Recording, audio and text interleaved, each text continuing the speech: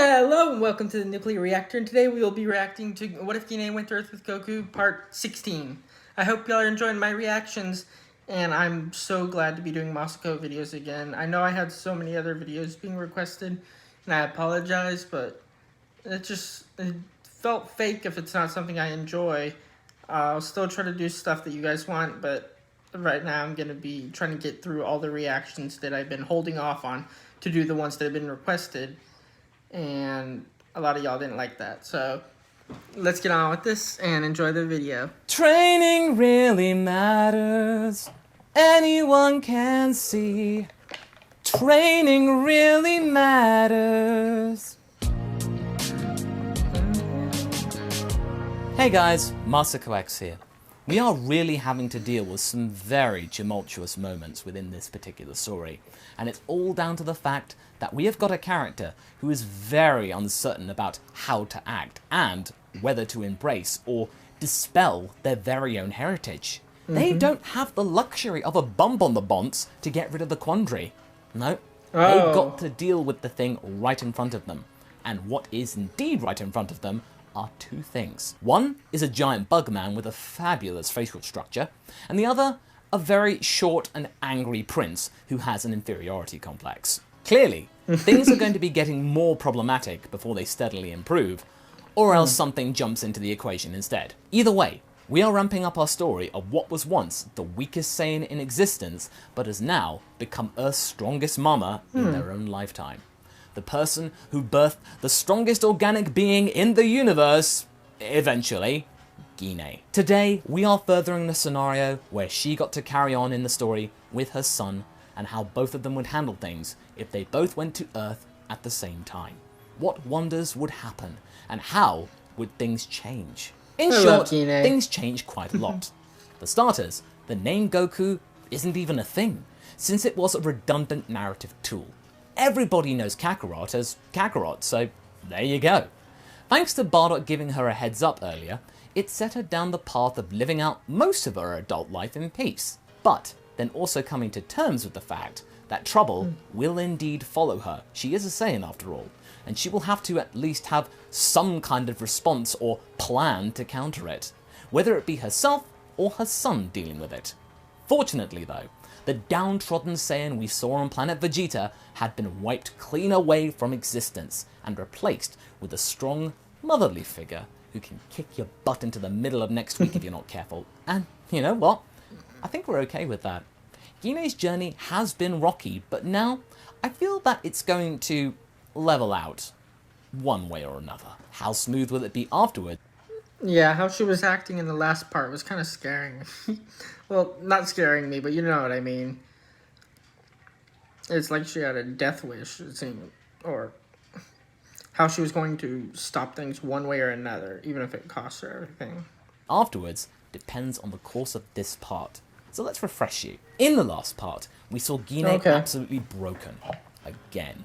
Vegeta getting his own back for her ignoring him when he wanted training from her to become a Super Saiyan. He had to do it on his own, and thusly, he wanted to ensure that she was on her own as well. That worked completely for him, and it made the mother realize that she can never escape her Saiyan legacy unless she totally expunged it from her daily life. No more fighting, no more training. She needed to change. She needed to rest.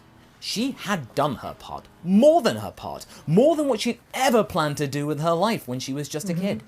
Finally, her son, who had been understandably the one to actually make her carry on against her will most of the time, got the bigger picture.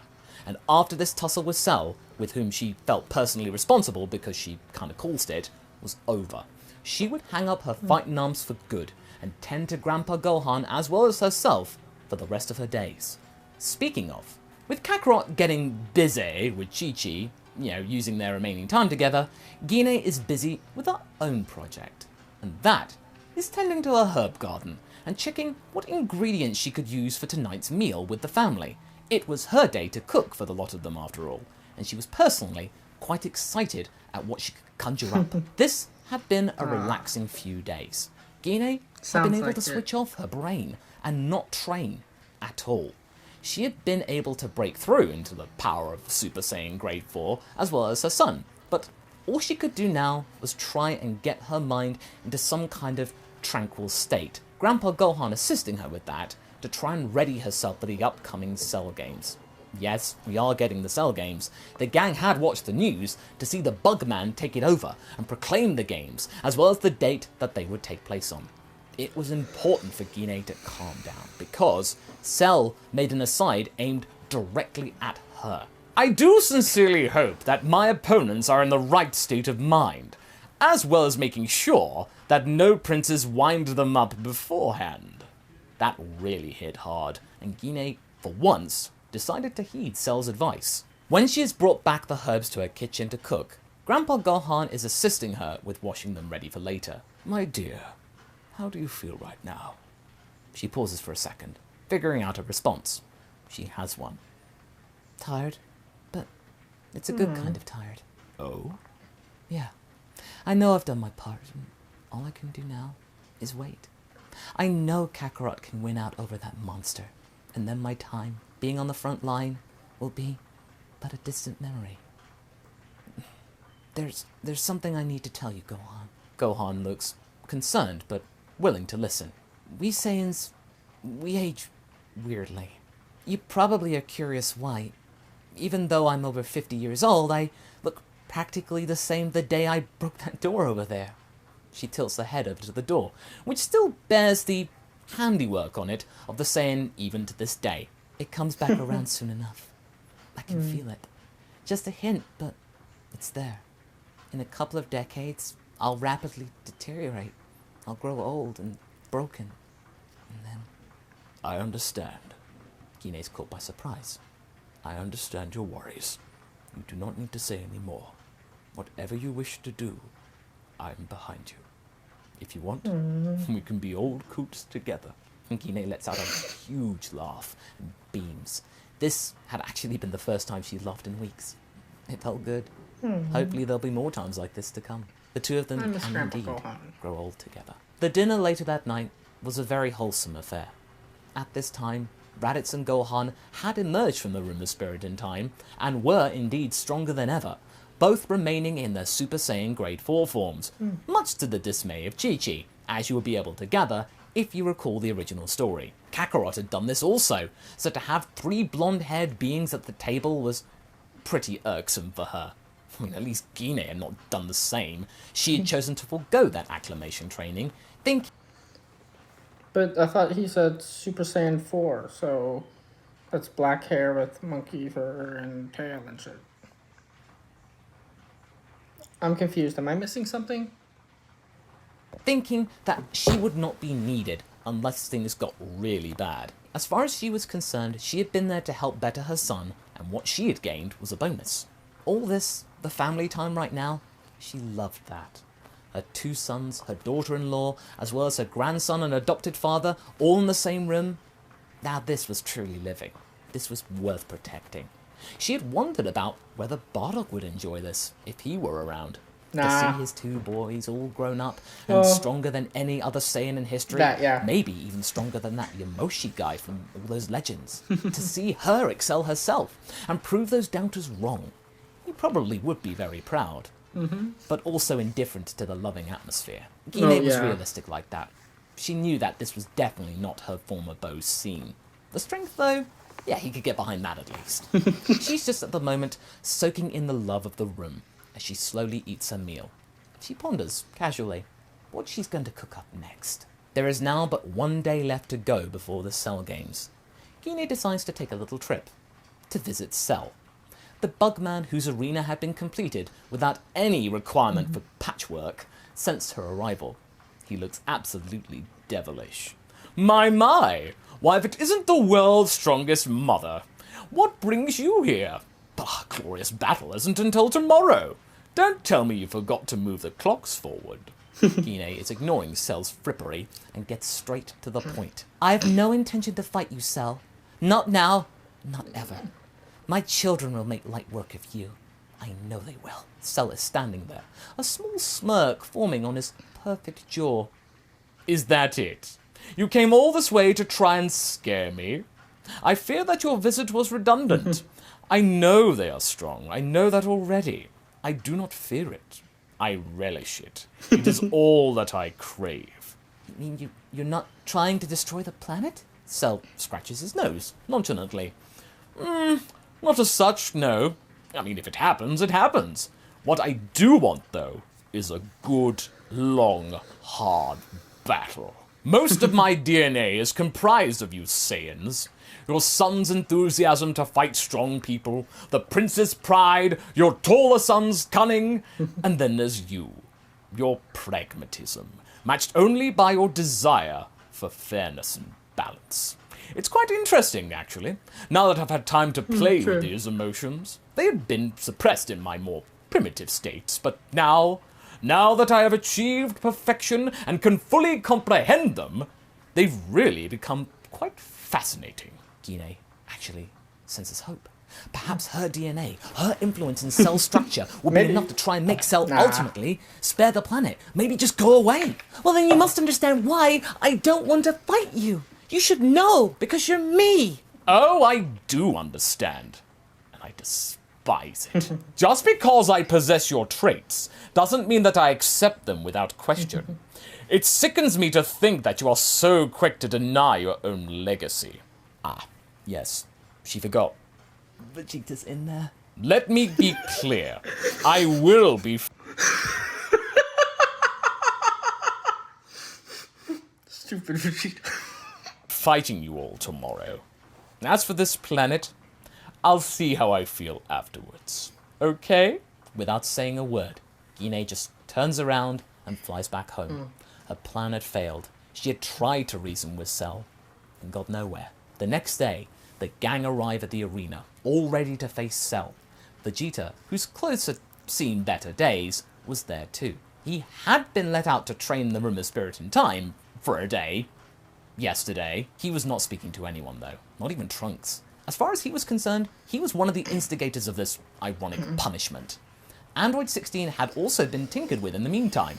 He had gotten some upgrades courtesy of Bulma to his robotic body, mostly procured in order to keep up with Vegeta in case he chose to rebel and tried to escape during his time in the gravity chamber. Of course, he wasn't strong enough to beat Cell or anything like that, but it was more than what he had originally. Trunks had also been in the Rumor Spirit in time, but had spread this out over multiple days to make up a total of 1 year in there, using his spare time in there at bit by bit when he wasn't guarding the room. We also have the champ showing up, of course, I mean, we can't miss that. Him affirming that the 24th World Martial Arts Tournament had indeed occurred. Kakarot was quite happy to see the person who had succeeded him as being the champion, but Cell hijacks the scene. Welcome one and all.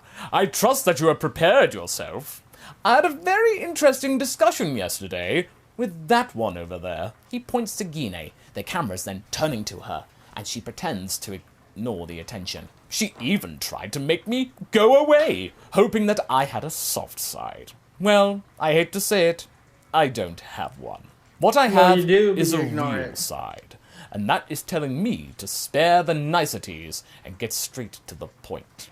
And since you were so keen to try and quell me earlier, why don't you have the pleasure of going first? He points again to the mother, and this time everyone is shocked. Vegeta just smirks evilly. That'll show her. Kakarot tries to delay this and offers to go first, but Cell shakes his head and finger. No. I will get to you soon enough, Kakarot. But your mother was so keen to try and eschew this little battle, then I thought I would let her go first, so that means she could leave first, you know. Not make her hang around like a bad smell. I know in her heart of hearts she doesn't want to be here. Gine is trembling. She'd really done it now. By trying to avoid all of this, she'd actually put herself in the crosshairs. However, there is a tiny little interlude that steps in. Hey! That's enough out of you, buggy boy! I get to say who goes first, me being the champion of the world, and you, Cell, are about to be humbled by my incredible feats! I love it when he just flicks them away. This scene's so funny. Glance. Really? Well, yeah! Go on then. Prove it. Prove to me you are the world's champion. Hercule gulps, not expecting this bravado, but he still gets into position. He charges forward and prepares a mighty punch, which gets caught, him being raised into the air, Cell not averting his gaze, and then throws him into a nearby cliffside. The crew are left stunned. Hercule had been felled in one move. Naturally, he gets his excuses later, and that's enough to quell the crowd's fear. Meanwhile, Gine is busy steeling herself up. She knows what she has to do. She puts one foot in the ring. Raditz trying to grab her arm, pulling her back. Mother, don't listen to him! Let me go instead! You don't stand a chance! Gine turns her face back to her son. Her face is bizarrely calm. A serenity which is meant to look assuring to her son, but to Raditz, it's horrifying. It was like she just tuned out, Going towards her dad. checked out of reality, and knew that her time was over. I got us into this, son. I'll get us out. I love you. Without another word, she tugs her arm out of Raditz's grasp and slowly walks towards Cell. Whilst in mid-walk, Gine powers up to full power Super Saiyan, her face still in a rather lucid expression. She looks, quite frankly, delirious. Like some kind of fog had clouded her mind and better judgment. Nobody had seen this before, Her Saiyan except for DNA. one. Kakarot had seen this in the Room of Spirit and Time, at the time of his mother's lowest ebb. She had tried to cope with all of his stressful training by harking back to Gohan's talk about meditation. When she was not out of it, when they were just having some downtime in the chamber, she explained that Grandpa Gohan had tried to teach her meditation. She had downplayed it before, never thinking she would ever need to use it, but here she was. It was the thing that kept her going. There were many times in the chamber that she just wanted to simply walk out and leave her son to it, but by harking back to Gohan's memory and Meditation can work very well. I love it. It just can bring you peace. letting that go to the fore, it allowed her to relax and press on with whatever life threw at her. It was vital if she were to ever prove useful in the here and now. Vegeta had driven her to this. As for Vegeta, he was trying to keep a brave face, but the sight of Gine essentially walking towards her doom with a look of mild euphoria unnerved him more than the beatdown that she had given him just a few weeks ago. He wasn't sure about what to think, but I don't like whatever Vegeta. it was, No. it gave Except for maybe in Super, he finally got his parenting shit under control, but then Goku threw it all out the window for his. It gave him pause for thought. Make our race proud. Even Cell surprised. You really care about this world that much? You're willing to end your life for it? In that case, he gets into Gine's stance, almost patronizing her. I'll try not to rough it up too much. She reciprocates, and the two of them are staring each other down before leaping forward, and the fight begins. The battle is furious, and initially, it's actually pretty even. Despite Cell's Zenkai making him far stronger than the base perfect Cell, Gine was holding her own. Her lucid fighting style making her less predictable than the Bugman had expected. It's all down to the fact that he was anticipating her more aggressive style when she was in Super Saiyan Grade 2, from when they fought before. And now, to see the Sorry, complete tired. opposite here, had thrown him for a loop. He didn't like it, Gine having the advantage. Is that fan art, or did he draw that himself? Because I love how Gine looks there. In this fight, but she knew if she could do a bit like she did with Frieza, she will have made something of her life, at least somewhat atoned for her earlier mistake in letting Cell's nucleus live. The fight presses on, Cell slowly being worn down, but starting to turn the tide in his favour. Everyone can sense it. He could read Gine like a book, all except for one page. She had learnt the rebellion phalanx after Cell had been programmed, and he didn't really have a time to really understand it, and so she still had that over him, and sure enough, she decides now is the time to use it. With a swoopy move, she grabs Cell and prepares the attack. Cell is surprised, but accepts this. Not bad, Gine. This fight has been truly special. I expected you to falter throughout all this, but you've really stepped up and made your kind proud. Gine is taken aback by this. This is enough to stir her from her lucid state, and this sudden realization overwhelms her. In that moment, she didn't want to make her son proud. She wanted to make herself proud, her family proud. In a flash, she powers up to 100%, burning heaps of energy in the process, more than what is healthy, enough to terrify her sons and grandson, and even terrify Grandpa Gohan, who is busy sitting in a house hundreds of miles away. She was going to go out in a blaze of glory. This is for my family. Boom! The Max Rebellion phalanx engulfs the arena. Both her and Cell are consumed, leaving everyone Oh, did she pull, like, Vegeta's ultimate sacrifice, like, against Majin Buu? She fucking did that?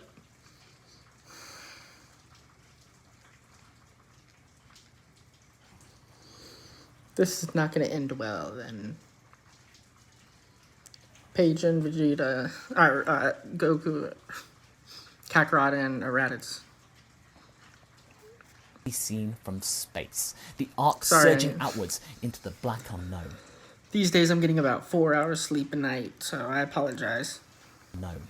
When the light dissipates, all that is left is Gine, standing in the same position, looking absolutely bruised and bloodied, looking absolutely devastated. And her holding what's left of the torso of Cell. Had she... Oh, was it like with Vegeta and Super? His power level had gone so high that his body was able to handle the blast. He won? No. In seconds, Cell regenerates to his full form. He looks down at Gine, her power back down to her base form, having no energy left. He smiles. This was fun. You have earned my respect. But I'm afraid to say, your time is up. He aims a blast at Gine, her barely able to lift her head, tears streaming down her face, as well as blood. And that's where we're going to be leaving things for right now. So what do you guys think? How will I Gine think get you're an out of asshole this? for ending it Will here. she get out of this? Is, as Cell said, her time up? Leave a comment below, and let's get this discussion going. And I shall see you in the next video. Take care. Are we gonna get Ultra Instinct since they already got Super Saiyan 4 this early in the series? Goku just losing it. Oh, Kakarot. Okay, it's getting hard to say that.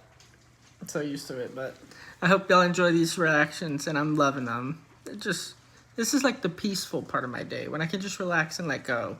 So I really appreciate y'all being here with me, and I hope y'all are enjoying my reactions. And until next time, peace.